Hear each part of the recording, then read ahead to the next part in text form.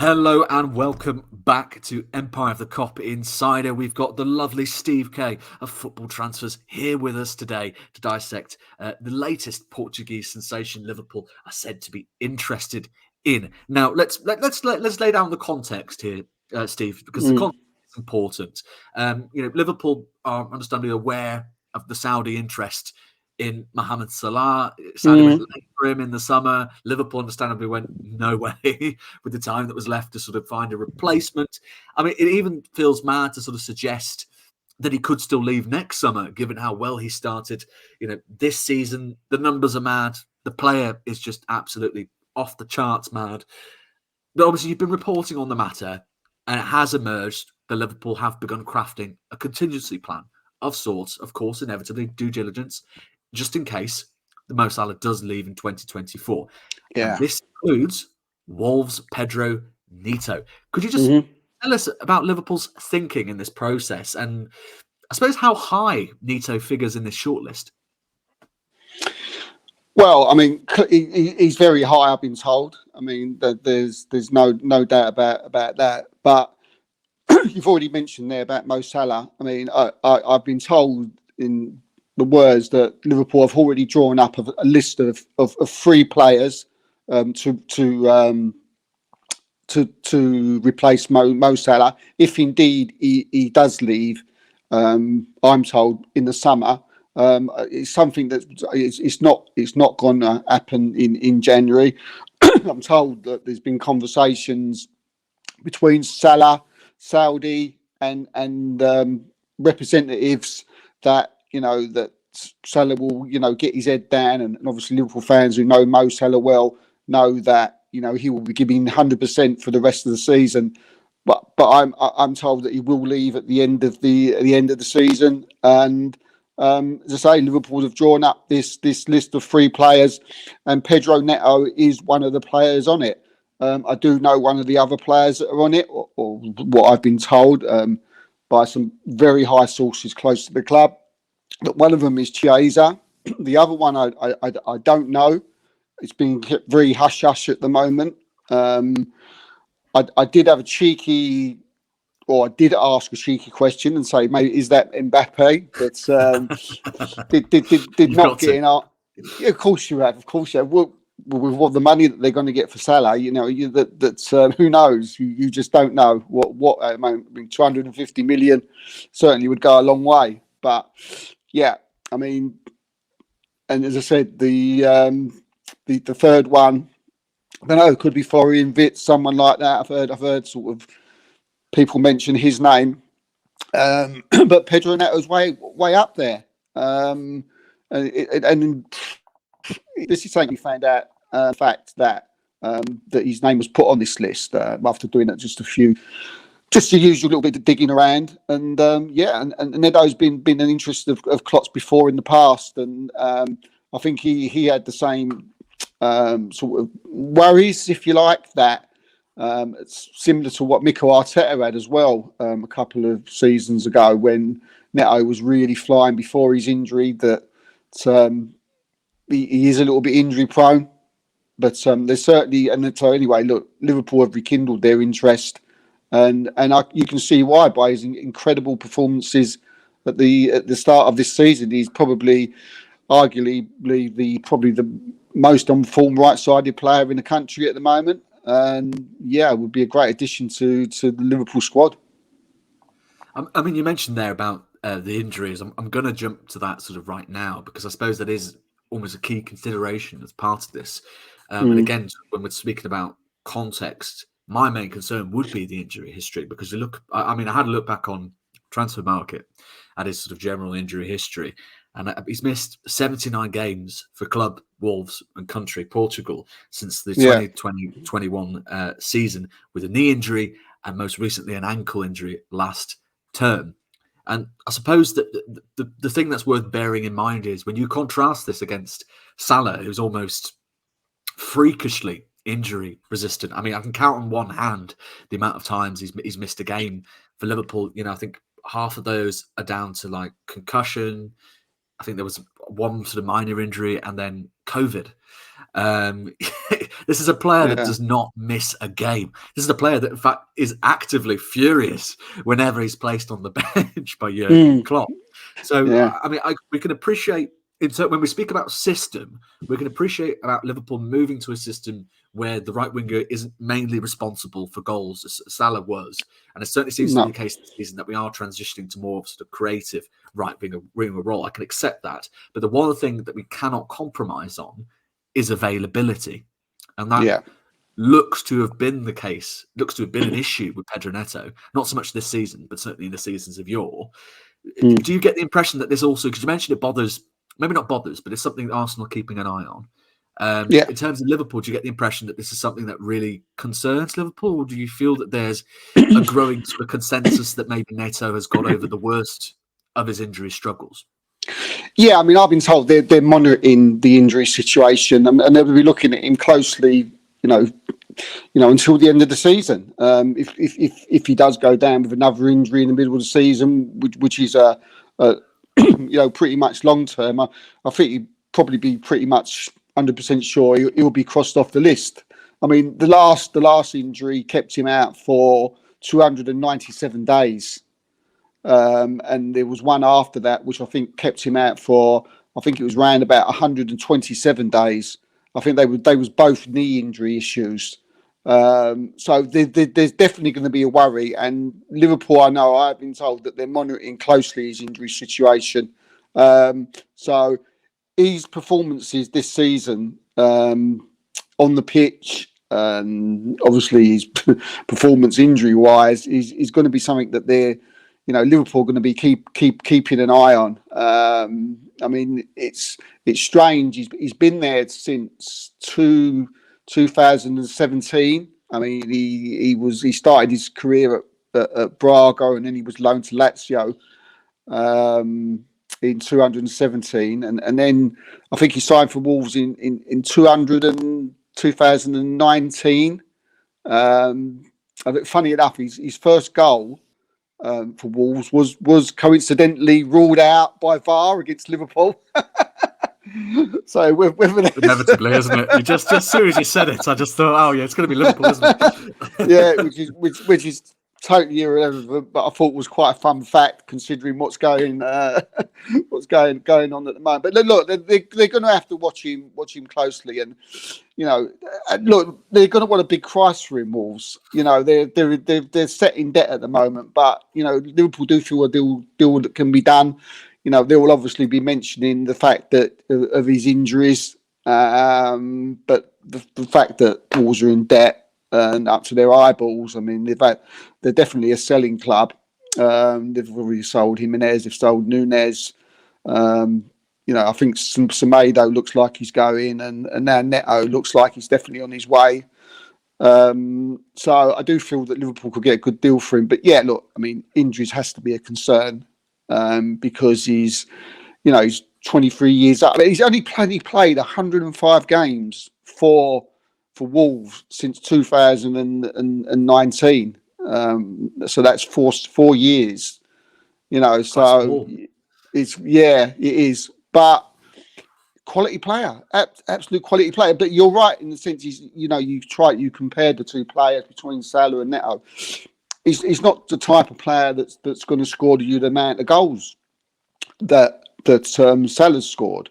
He's someone Liverpool are going to more want to rely on whoever's playing in the middle of the park. But on the upside of that, you think you're going to take away the goals. You would hope that Liverpool, with with the signing of Sloboska this season, with Diaz on the other side, and they've got players like Nunez and Gakpo that collectively between all those players, and of course with Neto, that would add to their tally. But for me, I think I'm a big fan of Neto. I think he's an excellent player. Liverpool are very, very interested in him. He's high up on the list, and Liverpool fans, Neto on the right. I know Salah will be a massive loss, but I think Liverpool have sort of coming now to the conclusion that he will leave. If you've got Neto on the right, you've got Nunez, Gakpo straight down the middle with Diaz and the left and Sloboska on the behind them. Wow, that is that's title winning, isn't it? I mean, that's an incredible front line. No, absolutely. And an exciting one. And an exciting one. Do you know what I mean? You'd never go to Anfield. You'd never see boring football, would you? I mean, that is something that I think all fans would want to watch with those four up front. No, it's a key consideration. You mentioned about the sort of more of a sort of creative player. Stats this season certainly reflect that. 5 goal contributions in 7 games this term so far. Yeah. 4 of those are assists, just the 1 goal. But as we've mentioned, of course, Liverpool do seem to be maybe already thinking about the future. Salah's role has sort of shifted slightly. Whether that's just purely down to the player getting older, or that's just down to more of a gradual system change, as it were. I suppose we're not going to really sort of know that for certain until we get to the summer and a decision is made about the player's future. But you do see that shift, and you do think, well, Liverpool have traditionally relied on not relied on Salah's goals, but they've been a big sort of a factor. But you think, well, the firepower Liverpool have remaining, you sort of look at players like Darwin Nunez, Diogo Jota. Liverpool should theoretically be able to spread that firepower across the line. So, even if you bring in a more sort of creatively focused player like Pedro Neto, it shouldn't theoretically be an issue. It's a lot of theoretically we're saying here. But we almost, we don't really know what the future might look like without Salah. I think nobody should underestimate what kind of loss that would be. He's been a terrific player.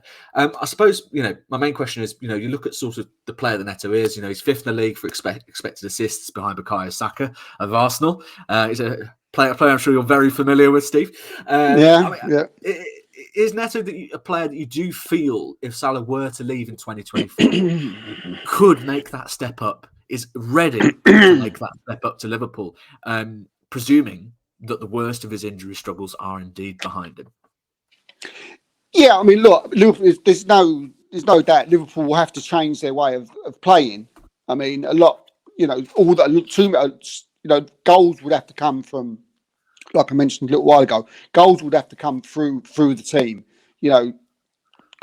Gakpo, Diaz, Szoboszlai, Nunez, Neto, they all would have to chip in. Somehow you would have to make up for those lost goals that Salah's been giving you for all these so many years now. So there will be a sort of a change of system. There will be an emphasis put on players that I just mentioned there, that they will going to have to score more goals. Maybe even the fullbacks, people like Trent and Robertson, will be asked, to chip in as well.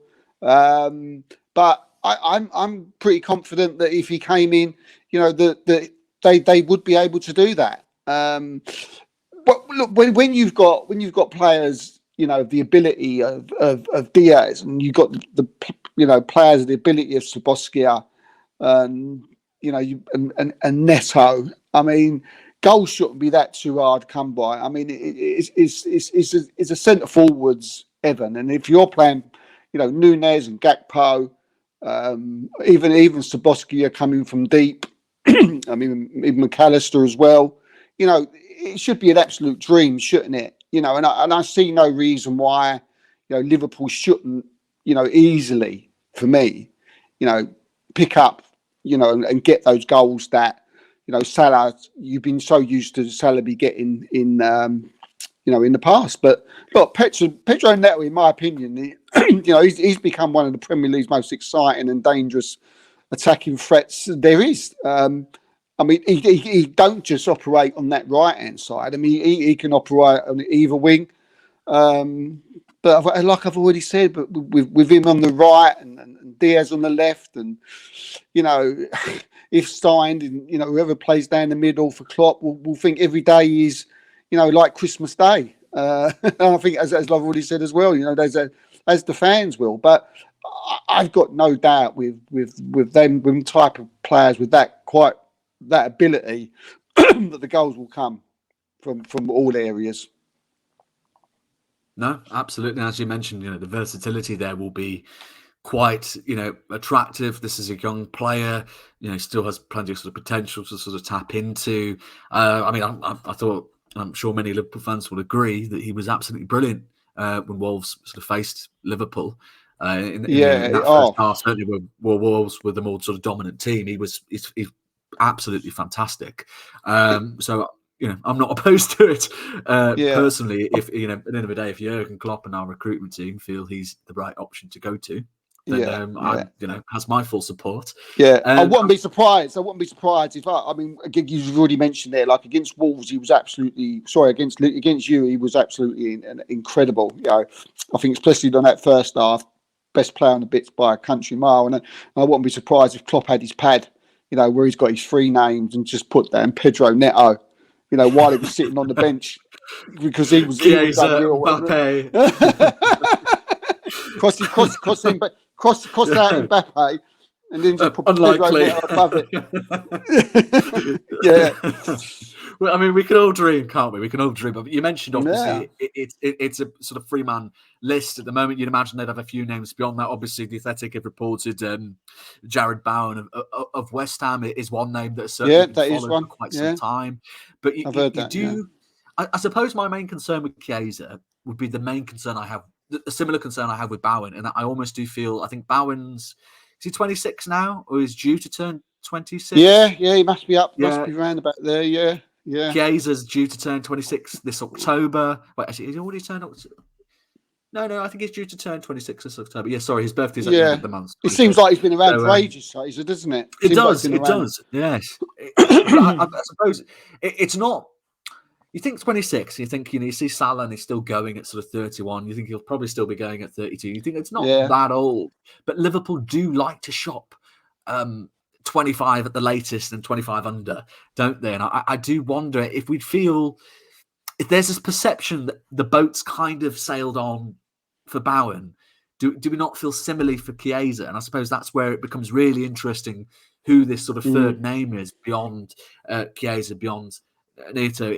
I would probably venture it might not be Mbappe, given the costs. I think not. Probably not. We can all dream, but I think if we're being realistic, it's probably not Mbappe. And as journalists, you never know, do you? You have to ask these questions. True. You never know. Yeah, absolutely. But I mean, would you venture that it would be another sort of Premier League name, or more someone sort of playing on the continent? I think in our last sort of chat we did discuss a few names, but is there anyone that you feel, well, if it's not Neto, if it's not Chiesa, Liverpool needs to be looking at this guy? I mean, we've both kind of ruled out Saka, not because we're both huge admirers of the player, but we just can't see a world in which that's not Saka he's a gooner through and through. He's just not going to leave Arsenal, and that's absolutely fine.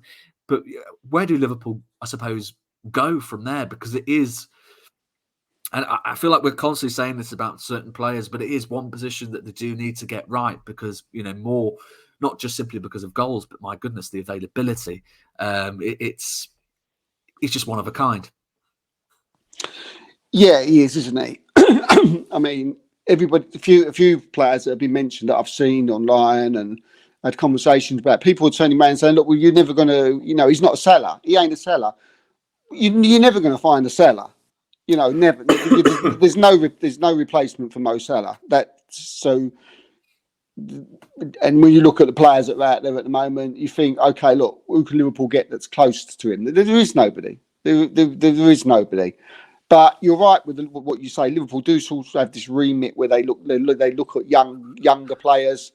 There is a couple more that haven't really been connected with Liverpool as yet. But there's Florian Wirtz, who you would have thought, being German. Obviously Klopp's got a connection there with German. I mean, German players. He knows the German league well, and I'm sure he's a big fan of Florian Wirtz. I have asked about him with sources. There's not really anything been mentioned about him. Some people are saying that he's not really ready for Premier League football, Florian Wirtz, and he wouldn't suit Premier League football. I don't know that is. I've not watched him that often to know that, but talking to sources in Germany who I look upon as trusted sources, they don't seem to think he'd fit into the Liverpool system. There's Kavit Styler, if that's how you pronounce it, from Napoli, but he's primarily left wing who can play on the right. So he's another one that could be in. But, we spoke off air. You know, our Klopp and Liverpool seem to like, you know, bringing in players who have connections with the club. So you know, you look at players in Germany, you look at players that have come from clubs that are already at Liverpool.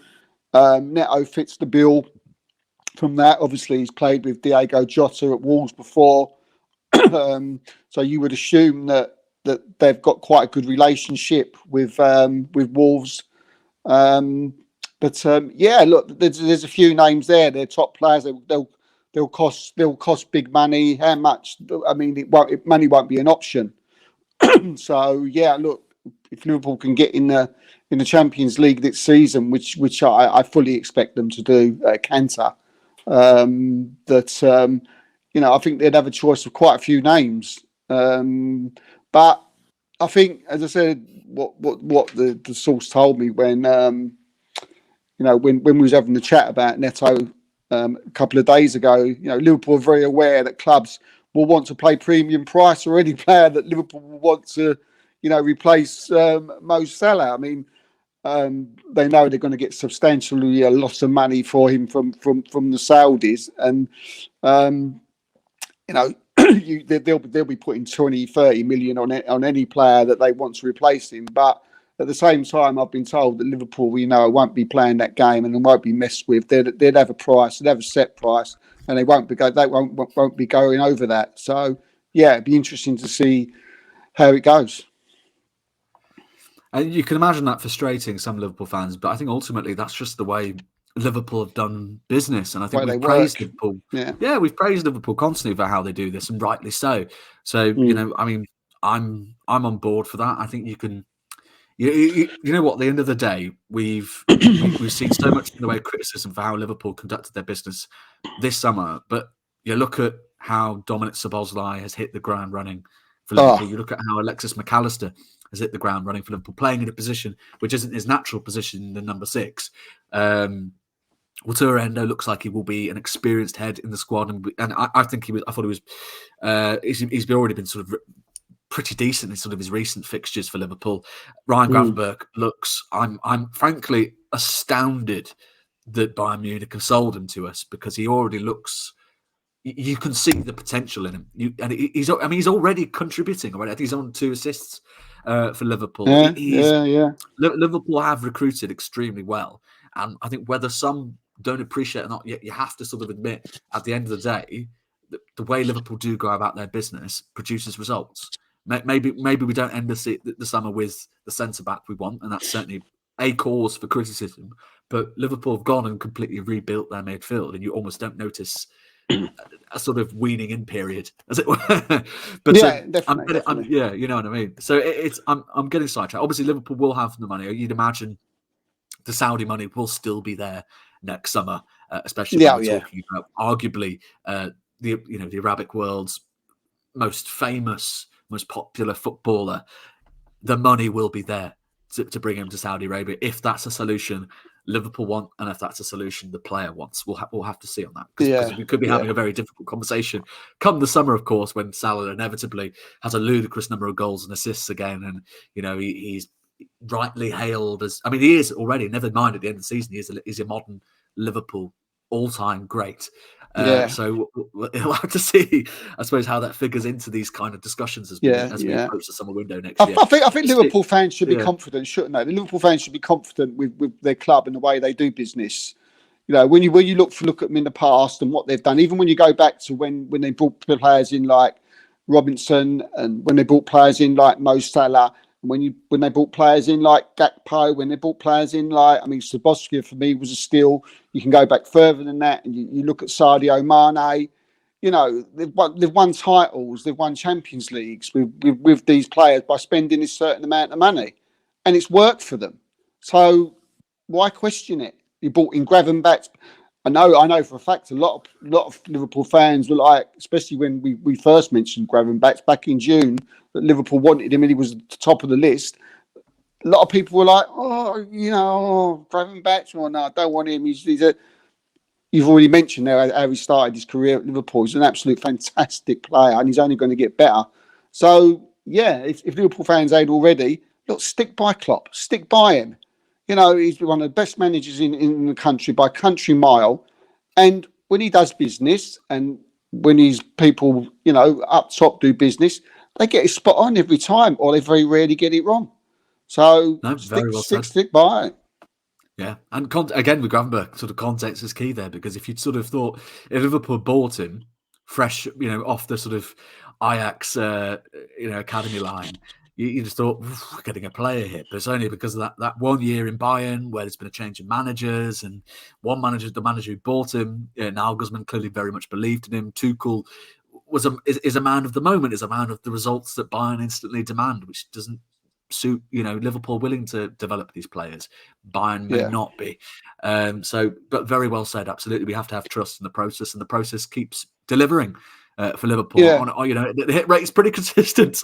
It is. It is. I mean, you've already sort of alluded to it. You know, how no one else. I mean, I'm a massive fan of Szoboszlai and Gravenberch since going back to when they was kids, teenagers. I mean, I've loved these players. I mean, I remember when Szoboszlai was on the Wonder Kid Awards or whatever it is. You know, I see him then straight away. I wanted him for my club, and Gravenberch's the same. And it's just amazing that no other club come in for them. And I'm absolutely shocked. And you can see the proof in the pudding now and the way they're performing. Absolutely. Absolutely. All very well said, and hopefully long may it continue. Steve, it's been an absolute pleasure, as always, to have you on the Empire. Welcome, mate. Thanks for having us. Thank you very much for coming. Make sure, of course, everyone who's watching this and or listening to this, you can catch all of Steve's work on footballtransfers.com and on Twitter at SteveK9KS1TV. Catch all the good stuff there. And of course, if you're watching this on our YouTube, if you're listening to this on podcast, wherever you do get your podcasts, be sure to give us a like, subscribe, share your thoughts on Liverpool's transfer links so far this season and the kind of players you'd love to see the club look at ahead of the January transfer window. This has been Farrell Keeling, your host, and of course the lovely Steve K of Football Transfers, and this has been Empire of the Cop Insider. Thank you and take care.